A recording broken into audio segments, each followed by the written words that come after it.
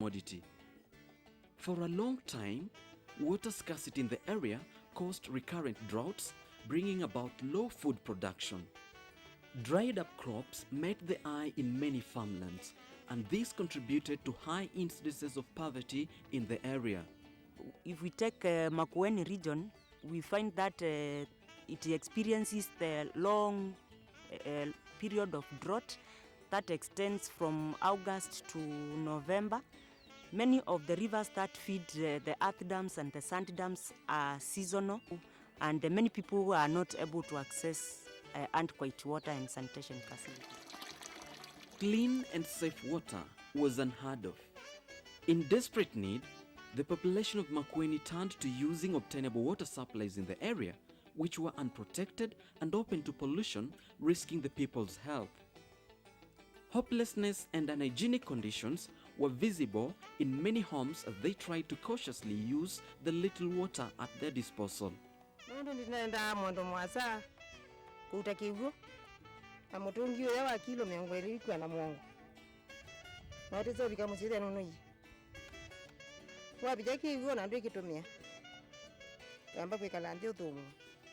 The Kenya Red Cross Society took the initiative to carry out the Water, Sanitation and Hygiene Promotion Project in 4 divisions of Makueni district.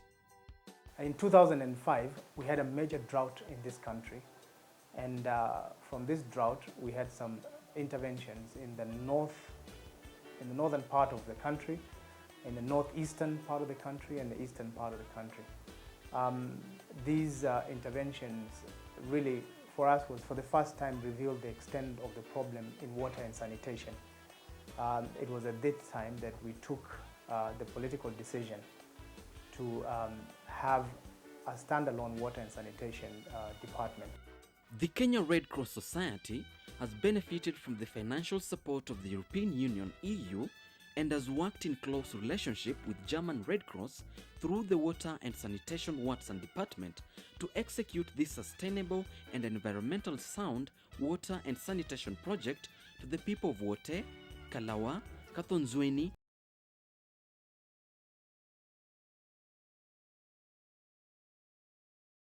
Red Cross submitted a proposal where they were proposing to implement water and sanitation activities in Makueni districts in 4 areas, which was of a very good quality. And we are, as the EU, are financing this project. One of our current priorities is to help Kenyan Red Cross to build its capacities for disaster response and for disaster preparedness in certain branches. And Makueni is one of them. We assist our partner Red Crosses and Red Crescents in accessing funding from donors, from the EU, for example, and to implement the project effectively.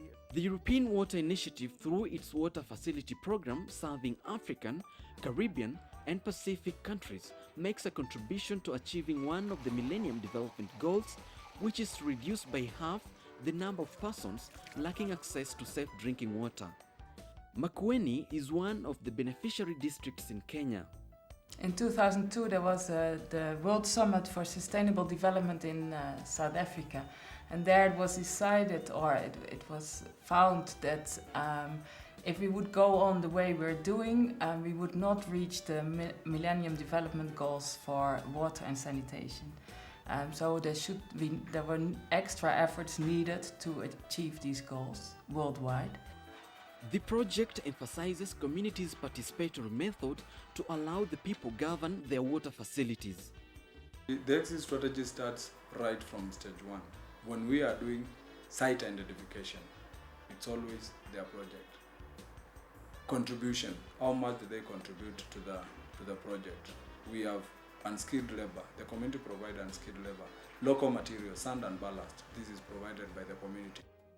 Before the construction and rehabilitation of the water and sanitation systems, the community is empowered through trainings, sensitization and hygiene campaigns. We have been trained on very important things like the management and the sustaining of the project, and we have even been given and told the duties of each member in that committee. The implementers planned the Makueni Water, Sanitation and Hygiene Promotion Project working hand in hand with committees in selected villages. Thereafter, a thorough survey was carried out with the help of the villagers to select sites with the potential of groundwater. Environmental impact assessments were carried out to determine if the interventions would have any negative impact on the surroundings, and a monitoring plan was further developed. With the villagers in the forefront, the construction of various water systems expected to deliver water to the people began. The Kenya Red Cross Society has overseen the construction of 4 boreholes in Kambimawe, Itumbule, Makutano, and the Kenya Red Cross branch in Wote. The boreholes supply water to distribution tanks from where the water flows by gravity through piped extensions to water kiosks, serving as communal water fetching points. The beneficiaries are given an opportunity to take charge and manage the boreholes for purposes of sustainability.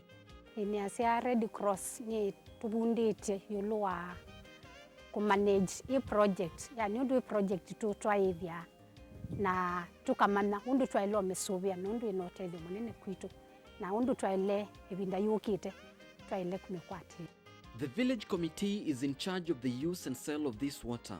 The water is sold to community members at an affordable fee, and the revenue generated from the sales is managed transparently and used for the operation and maintenance of the project. Kumendaini a project and idina wa twata kindukula twata tukwakia tukasuvia munyindo moradi. During the installation of water pumps, the water management committees were taught how to operate, repair, and manage the pumping systems. The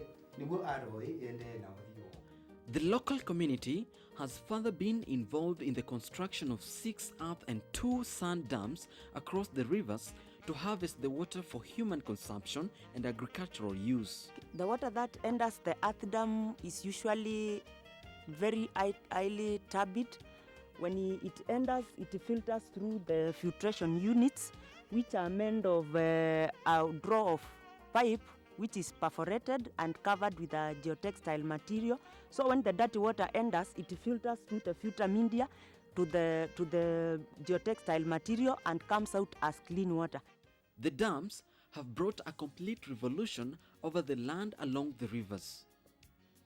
To provide foolproof assurance, the residents have been taught convenient methods of filtering water in the comfort of their homes.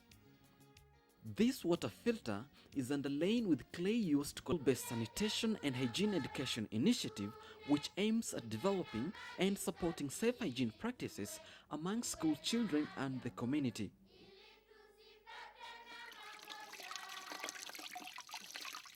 Hatukuoga mikono, nilikuwa naenda msalani kwa miguu mitupu bila viatu kwa sababu hatukuwa na hiyo knowledge. Can we hear some other ways of practicing hygiene?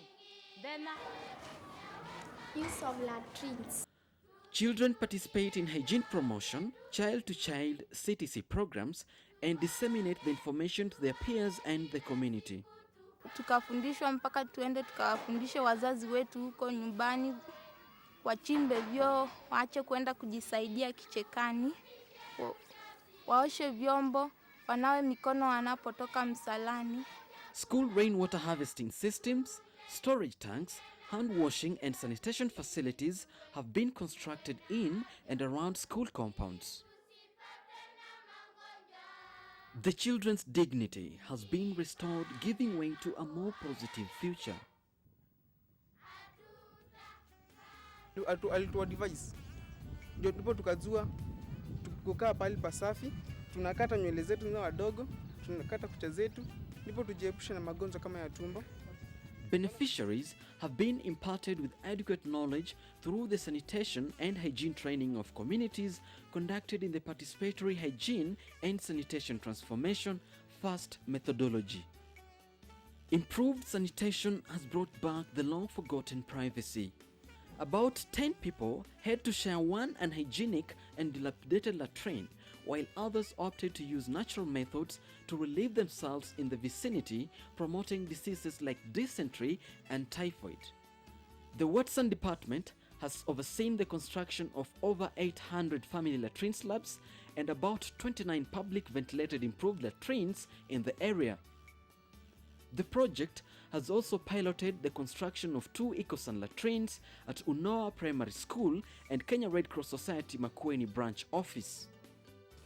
The enhanced water and sanitation facilities have marked the beginning of a more optimistic future for this community. The future of the projects is bright. The capacity building that we have given them, we expect them to use that knowledge to move their projects forward. People have better health status. Children are not getting sick so often. The sanitation situation has improved drastically. What you are doing here is an important contribution to the eradication of tropical diseases, improving the health status, to promote the access of water for all. A new ray of hope is beginning to shine for the people of Makueni.